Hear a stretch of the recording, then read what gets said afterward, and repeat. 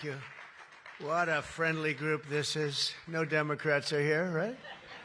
Well, I want to thank everybody. This has been a labor of love. You know, we took over a building that was not properly taken care of.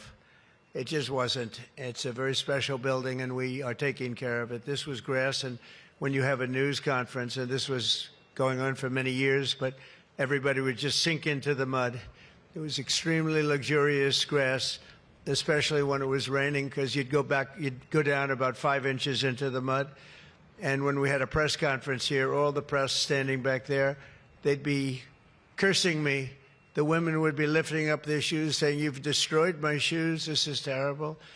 So we got a stone that's the exact same stone and color as the White House itself, because we wanted the friendly feeling of that light color. And it reflects the sun, and it keeps you cool even in the summer.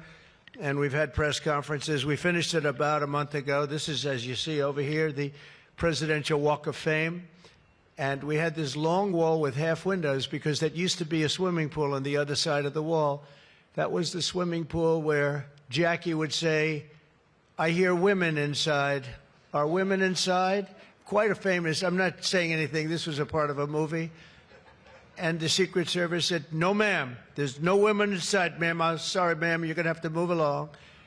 But I hear women inside." "No, ma'am, you'll have to move along, ma'am." So that was the famous swimming pool. Now it's even worse. It's for the media. They covered the pool up. They covered the pool up, and now it's for the media. And I think we have a small representative group. I don't think they allowed the rest of them. I can't believe it. What happened? They're all on the other side of the wall. Can you believe it? Because this is supposed to be sort of a private event, and there is no such thing in politics as a private event. Lindsey, you learned that a long time ago, right? The great Lindsey Graham, doing fantastic. You're up 34 points, Lindsey. That's not bad, I'll tell you. It's not bad. So we did the Presidential Walk of Fame from the great George Washington all the way to, well, I think we have to rate him above me. So less than great, less than George. Somebody went up there, they say, "You're the third best president in the United States." This was on television, third best. And they said, "Who are the first two?" "George Washington and Abraham Lincoln." And I got extremely angry at this man. You know, you can't, it's going to be tough to beat, Mr. Senator. It's going to be, John, it's going to be very tough to beat Washington and Lincoln, but we're going to give it a try, right? Hey, they didn't put out 8 wars, 9 coming, all right? We put out 8 wars, and the 9th is coming, believe it or not.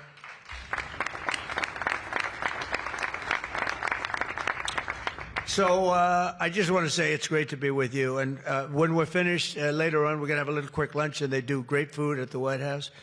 And this is used sometimes for evening, where we've had some incredible people for the evening, and some of the big foreign leaders have been coming. And most excitingly, on the other side, you see the fence and the wall. We're building a world-class ballroom. You know, for 150 years, they've wanted a ballroom here. We don't have a ballroom. We have a little cocktail area, but we don't have a ballroom. The East Room, it's called, is a very small cocktail area. It holds about 88 people if it's tight. And I said, if I do this again, I'm going to get a ballroom built, and we're putting up our own money. With the government is paying for nothing. You probably hear the beautiful sound of construction to the back. You hear that sound? Oh, that's music to my ears. I love that sound. Other people don't like it. I love it, Josh. I think when I hear that sound, it reminds me of money. In this case, it reminds me of lack of money because I'm paying for it, so it's the opposite. But it's going to be one of the most beautiful ballrooms anywhere in the world, and it's going to be able to take care of tremendous things. When you have, as an example, I'm going to see President Xi in 2 weeks. I'm going over to South Korea. We're going to meet in South Korea. We're going to talk about a lot of things. They want to discuss the fact that they're paying 157% tariff. It's a little higher than they thought. And we're doing very well. I think we're going to do well in that negotiation. We've done well, as you know, with Japan, with South Korea, with Europe. The European nations got together. We made a deal. And it was all based without the tariffs. You could have never made the deal. I'll tell you what, tariffs equal national security. Remember that. Tariffs equal national security. You got to remember that. And they also equal wealth for our nation because we've taken in hundreds of billions of dollars in a very friendly manner, given to us by nations that used to take it from us. And they used tariffs on us. We never used it on them because we were foolish, or we were led by people that weren't business people. But it really does. It equals national security. And I wouldn't have put out, I mentioned 8 wars, 9 coming. Of the 8, 5 were based solely on trade and tariffs. India, Pakistan were going at it. 2 nuclear powers, and serious nuclear. 7 planes shot down. They were ready to go, and I called them up. I said, you go to war, and we're not doing a trade deal. And they said, well, what does one thing have to do with the other? I said, it has a lot. You're nuclear powers, and if you do it, we're not doing a trade deal. And 24 hours later, they called me, we have decided not to do it. We stopped the war. We stopped a potential disaster, a nuclear disaster, because of trade.